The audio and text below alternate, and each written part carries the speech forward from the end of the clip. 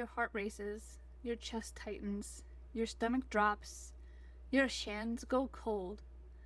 And sometimes there's nothing even happening. No real threat, no emergency, just a thought, a memory, a conversation you are dreading and that has not even happened yet. Fear is not just a feeling, it is a full body experience. Once you understand why, you stop thinking something is wrong with you and start actually working with it. Before we go anywhere, let's take one breath together. So inhaling through your nose and a long, slow exhale through your mouth. If fear is something you live with a lot, I want you to feel safe in this conversation. You are not here to make it bigger. You are here to finally understand it. But if you're new here, my name is Holly. I work with sound therapy, breathwork, and the nervous system regulation. And this channel is about understanding your body from the inside out, so you can stop managing your emotions and start actually moving through them. And today we're going to talk about fear. Not in a conceptual way, in a body-based way. Because fear is one of the most misunderstood experiences people carry. Most people think of it as an emotion, something that happens in the mind. But fear is primarily a nervous system event. It happens in the body first. And the more you understand what your nervous system is doing, the less power fear has over you. So here's something that changes everything. Fear does not start with a thought, it starts with a signal. Your nervous system is constantly scanning your environment for threats. This is not a choice. It is automatic. We are survival beings. It happens below the conscious awareness, and it happens fast, much faster than your thinking mind can process. Because, put it this way, as a side note, if you were to put your hand on a hot stove, your mind does not tell you to take your hand off. It is your nervous system. That is how quick your nervous system is. If your mind were to send the signal that the stove is hot, you would have 2nd to 3rd degree burns. That's how slow it is. So when your system detects something, it categorizes it as dangerous, whether it is an actual threat or a perceived one. It sends a signal through the body. Your heart rate increases, your breath becomes shallow, your blood moves away from your digestive system and toward your limbs. Your senses sharpen. This is your survival response activating. It is called the fight or flight response. And this is one of the most brilliant design systems in the human body. The problem is that your nervous system cannot tell the difference between a physical threat and an emotional one. The predator in the wild and a critical email from your boss create the same signal in the body. A car accident and an argument with someone you love activated the same response. A real emergency and a fear about the future can feel identical in the nervous system. That is why fear is so physical. Because it is physical, your body is doing exactly what it was designed to do. It does not always have the right target. So here's where it gets important for most people. When the threat passes, your nervous system is designed to return to a baseline. You shake it off, literally and figuratively. The energy that was mobilized for survival gets discharged and you can come back to a calm state. But that completion does not always happen. When we suppress the fear response, when we push it down, hold it together, stay calm on the outside, or do not have a safe place to let the body discharge what it activated, the energy stays in the system.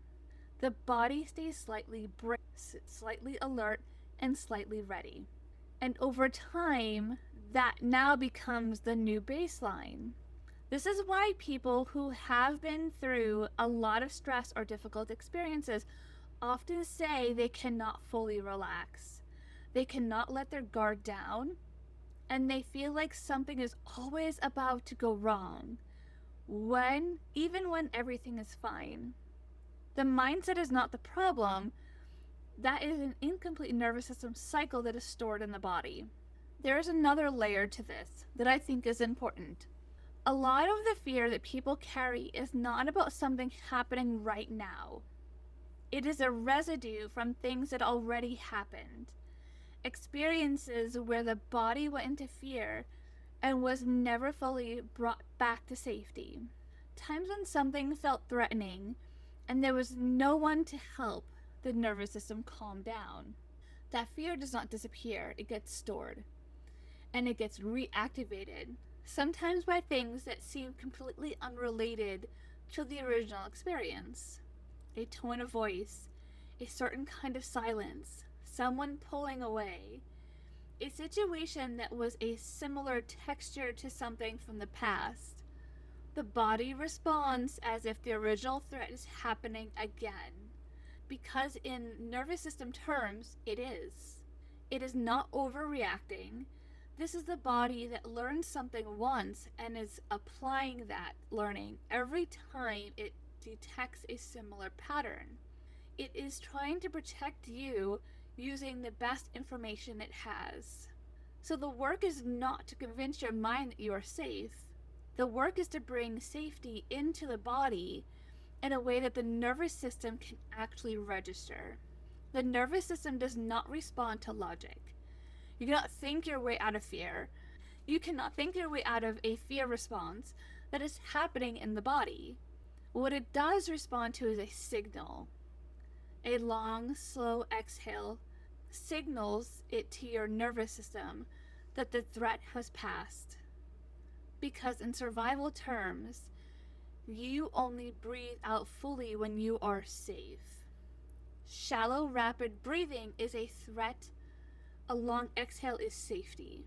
Sound, particularly low resonant tones, work directly on the vagus nerve, which is the primary pathway for your nervous system regulation.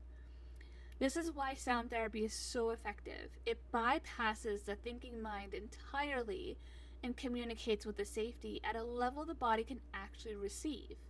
Because if you think about it, we are atoms and molecules, and they all have frequency. But slow movement, touch, being witnessed by someone who is calm, these are all signals that tell the body it's okay to calm down. And over time, as you give the body these signals consistently, the baseline will begin to shift. The bracing softens. The fear that felt constant starts to have edges. Starts to feel like something that moves through you rather than something that lives in you permanently. That is regulation, and it's available to you. I also want to add an aside note that when all this is left in the body, and this will be a good another video, that when that fight or flight, when those chemicals get released in your body and you don't move through it and you don't find a way to get rid of those chemicals, that is when dis-ease comes into your body. That is when crap happens.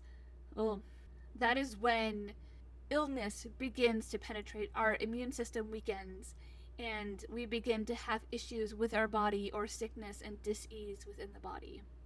If we don't move through that stuff, that is what a longer outcome comes, but that is a whole nother video in its own. I just wanted to tie it in to this one. So, fear is not weakness.